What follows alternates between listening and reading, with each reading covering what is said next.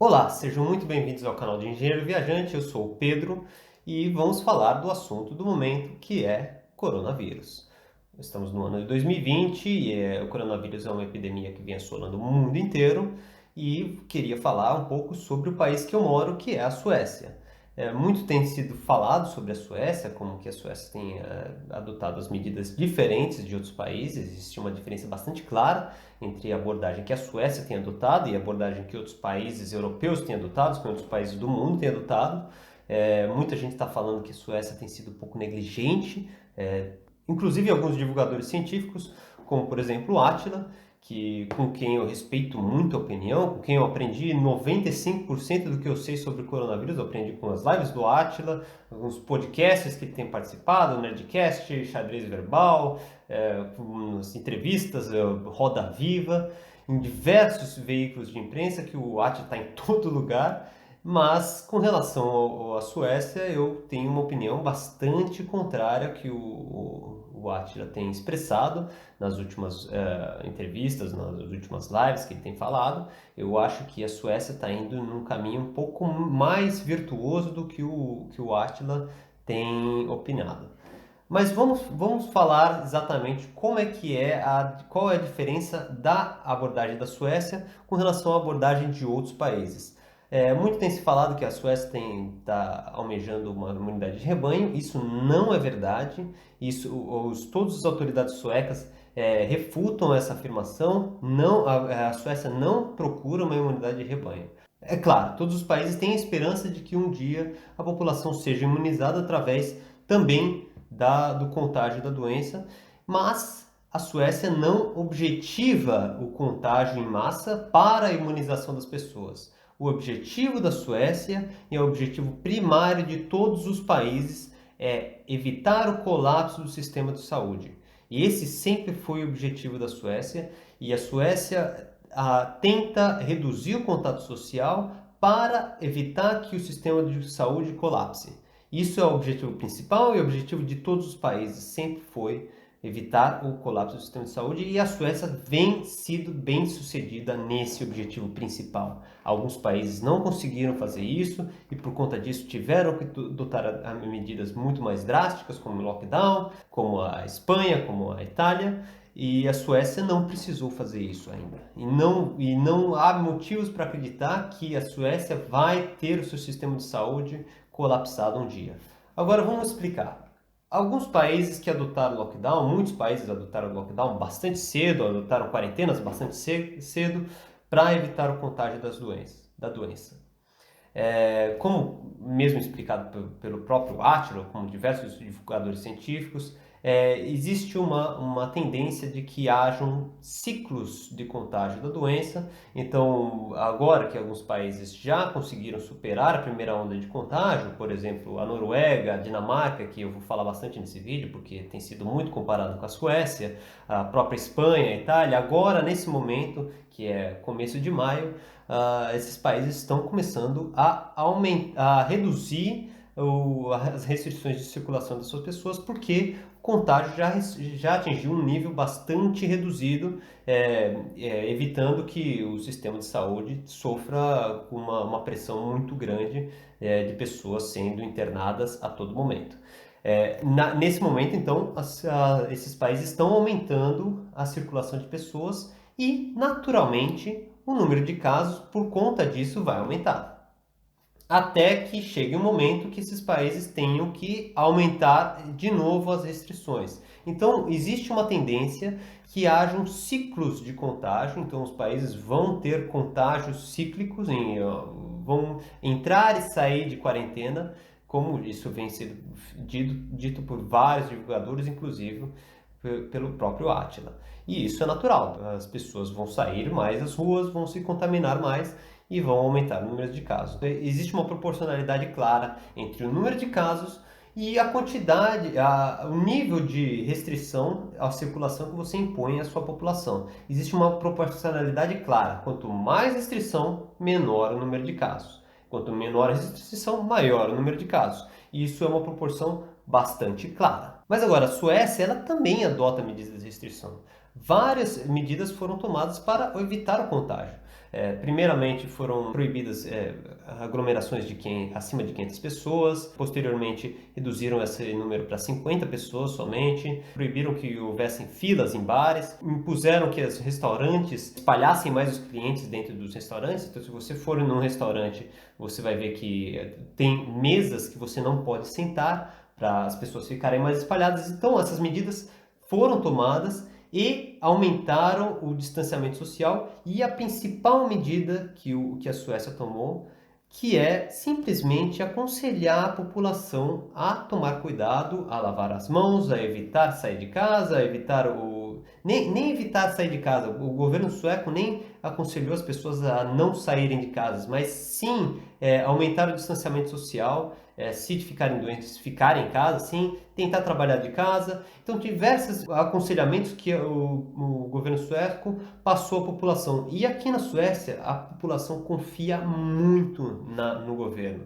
Então, existe uma relação muito diferente de outros países. Na Suécia, o governo confia muito na população e a população confia muito no governo. Existe uma relação muito mais de confiança muito maior, né? E é excelente isso daí. É uma coisa muito louca, na verdade, né? A população confia no governo, uma democracia muito bem solidificada, e isso gera um resultado muito efetivo no combate ao coronavírus.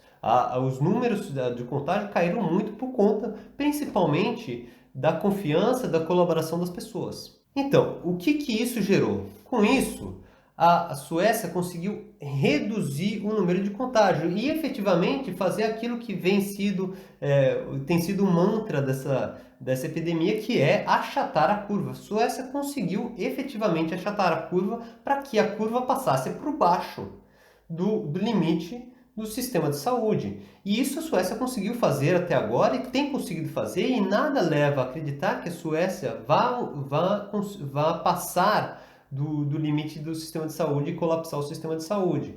Isso não existe, os números não apontam que isso vai acontecer. E a Suécia fez isso de uma forma mais eficiente que diversos outros países. Por exemplo, a Espanha não conseguiu fazer isso, a Itália não conseguiu fazer isso. Apesar de que os números de mortes estão mais elevados que os países vizinhos que adotaram o lockdown, a Suécia não teve o seu sistema de saúde colapsado, o que é o principal objetivo de qualquer país. Veja bem, eu não sou contra o lockdown. Eu acho que o lockdown é uma postura necessária e sim está nas medidas cabíveis aqui na Suécia. Eu acho que não é o momento para a Suécia fazer um lockdown, não é necessidade nesse momento, mas em alguns países se tornou necessário. Na Espanha foi extremamente necessário, na Itália é necessário, eu acho que é necessário no Brasil, inclusive, nos Estados Unidos é necessário, em diversos países é necessário. Mas essa é uma medida que chega num extremo quando você vê que o sistema de saúde vai colapsar, que as pessoas vão morrer, mais pessoas porque não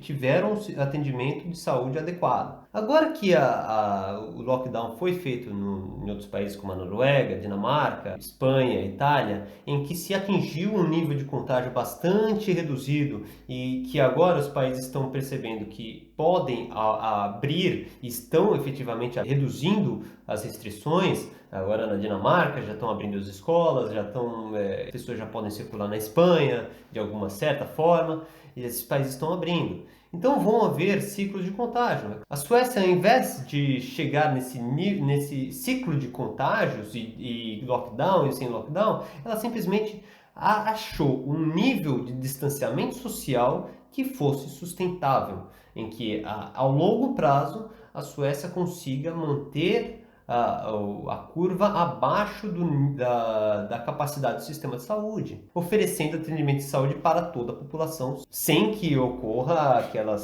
cenas horrorosas que aconteceu na Itália, de você ter que escolher qual paciente vai receber tratamento ou não, porque você não tem capacidade de atender a todos. Mas eu acho importante a gente mostrar os números. Eu vou mostrar os números aqui do contágio. Eu não estou falando que achatou a curva porque eu acho que achatou. A gente vê nos números que existe um achatamento da curva. Aliás, isso é uma das maiores críticas que eu tenho ao que o Átila falou no xadrez verbal, o xadrez verbal sobre a Suécia, que eles estão fazendo uma série de vídeos com o Átila para falar sobre as políticas adotadas em diferentes países. E nesse da Suécia eu achei que ele foi muito. Ele criticou muito pessoalmente o Anders Tegnell, que é o epidemiologista-chefe da Agência de Saúde Sueca, que faz o planejamento das medidas adotadas pela Suécia. Eu achei que o Attila focou muito até de uma certa forma, desqualificar ele, e chegou a usar um argumento de que ele, pessoalmente, o Anders Tegnell, fez declarações de que a Suécia tinha atingido o patamar umas 3 vezes nas últimas 2 semanas. Chegou a argumentar, o Attila chegou a argumentar que esse patamar não tinha sido atingido, mas os números apontam que foi atingido sim. É claro que durante o processo de você atingir o patamar, você vai observando os números para você realmente saber que você atingiu o patamar. Então não é assustador que o epidemiologista fale, há 3 semanas atrás, acho que a gente chegou no patamar, e há 2 semanas atrás os números indicam que realmente a gente chegou no patamar, e falar isso várias vezes, porque o processo os números são irregulares. E essa é a maior crítica que eu acho que é cabível a fazer essa análise do Attila no xadrez verbal. Porque dessa vez ele simplesmente desqualificou o epidemiologista da Suécia, que eu acho que ele pode ter algumas declarações no passado, que segundo o Attila vai contra as recomendações da OMS ou alguma coisa assim. Essas declarações que eu pesquisei e não consegui achar, então eu não consigo nem opinar a respeito disso, mas com relação aos números, eu acho que a gente tem uma informação bastante sólida, que eu estou observando os números já faz bastante tempo da Suécia. Eu comparo a Suécia com o Brasil, eu estou acompanhando o que vem acontecendo na Suécia diariamente porque eu moro aqui. Então eu vou mostrar aqui para vocês de onde que eu tiro os números da minha pesquisa.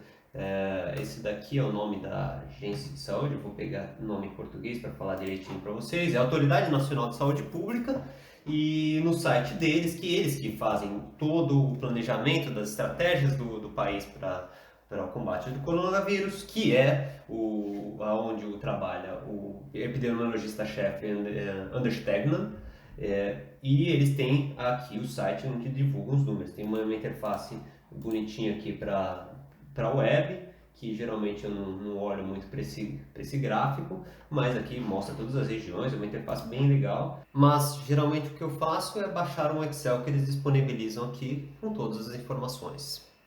Mas aqui, esses números, eles vêm uma planilha no Excel que eles divulgam, que uma planilha bastante completa, tem bastante informação, então eu plotei aqui os números do contágio por dia. Então você pode ver que aqui na linha em laranja os contágios na Suécia como um todo, e a linha em azul é os contágios, o número de pessoas diagnosticadas com coronavírus somente na região de Estocolmo, que é a pior epicentro da epidemia. Em Estocolmo, é claro, você pode ver claramente que existe uma estabilização no número de contágios em por volta de 200 pessoas por dia. Aqui na Suécia como um todo, existe uma variação muito grande semanal. Eu acho que isso está mais relacionado com a divulgação, com alguns dias que eles não divulgam muito, por exemplo, final de semana, eles têm, geralmente caem os números, então existe uma oscilação. Mas por conta disso eu fiz uma média, fiz outros gráficos com média de Estocolmo e da Suécia, em que cada ponto do gráfico é uma média dos últimos 10 dias. Em Estocolmo você vê claramente uma estabilização em 200 pessoas, claramente está estabilizado, e na Suécia existe uma tendência de estabilização por volta de 600 pessoas diagnosticadas com a doença por dia. E isso, é claro, é um valor absoluto. Em valores percentuais por dia, quando você tem uma estabilização nos valores absolutos, percentualmente vai caindo ao longo dos dias, né? Além disso, também tem um gráfico aqui dos óbitos, que também é meio bagunçado, porque existe uma oscilação muito grande diariamente, mas eu também fiz um gráfico de média, em que existe uma tendência a uma estabilização no número de óbitos e é claro que eu não consegui plotar todos os dias aqui. Eu parei aqui no dia 20, 10 dias antes eu não estou plotando, porque esses últimos 10 dias vai indicar os valores muito menores, é uma tendência muito maior de queda, porque alguns dados não foram computados. Daqui a uns 10 dias, os valores desses últimos dias, aqui por exemplo, dia 25, tá 39 pessoas que vieram a óbito. Daqui a uns 10 dias esse número com certeza vai ser maior, porque ainda estão sendo computados óbitos que estão ainda sendo computados pelo sistema. Pode até reduzir o número. Eu vi algumas vezes reduzir o número aqui por conta de às vezes uma contraprova que deu negativo, alguma coisa assim, aí eles retiram um óbito que efetivamente não foi comprovado que ele é de coronavírus. Portanto, você consegue ver com esses dados aqui que existe realmente um achatamento da curva, existe um platô que foi atingido pela estratégia de redução do contágio do coronavírus da Suécia. Eu acho que isso daí é uma evidência clara de que, ao menos no primeiro objetivo, no objetivo principal do combate ao coronavírus, que é evitar o colapso do sistema de saúde, a Suécia está sim sendo bem sucedida e os números não apontam a possibilidade, não evidenciam a possibilidade de que esses números vão aumentar. Não existe uma evidência clara para que isso aconteça e não existe uma possibilidade do colapso do sistema de saúde. Não existe uma evidência que aponte para o colapso do sistema de saúde. Mas um dos argumentos principais que têm sido utilizados é com relação ao número de óbitos. Realmente, a Suécia tem mais óbitos do que os países da região, a Noruega, a Dinamarca, somados até, mas isso daí é um reflexo realmente da política da Suécia. Existe um maior contágio. As pesquisas estão sendo feitas pela Agência de Saúde Sueca com relação ao número real de contágios, porque é claro que dependendo do número de pessoas que você faz os testes, você vai ter um número de casos diferente em cada país. A Alemanha faz muito teste, por isso que ela tem os números de contágios são muito elevados. A Suécia faz poucos testes em geral. Faz mais testes, está aumentando gradativamente, mas ainda faz muito poucos testes. Mas a Suécia a Agência de Saúde fez uma pesquisa para tentar contabilizar quantas pessoas foram contaminadas. Eu não vi uma divulgação de um paper dessa pesquisa, mas nas entrevistas o Anders Tegnell já declarou que os resultados da pesquisa apontam para que agora no começo de maio cerca de 25% da população de Estocolmo já foi contaminada. Então, o número elevado de óbitos é um reflexo da quantidade de contágio, de quantas pessoas já foram contaminadas. A Noruega, por exemplo, tem uma quantidade de óbitos de 211 óbitos e a Dinamarca tem 475, já a Suécia tem quase 2.700 óbitos. Isso daí é um reflexo do número de contágios. A Suécia está enfrentando já está adiantada na epidemia. Tem provavelmente 25% da sua população já foi infectada pelo coronavírus, ou 25% pelo menos da população do epicentro da epidemia, que é Estocolmo.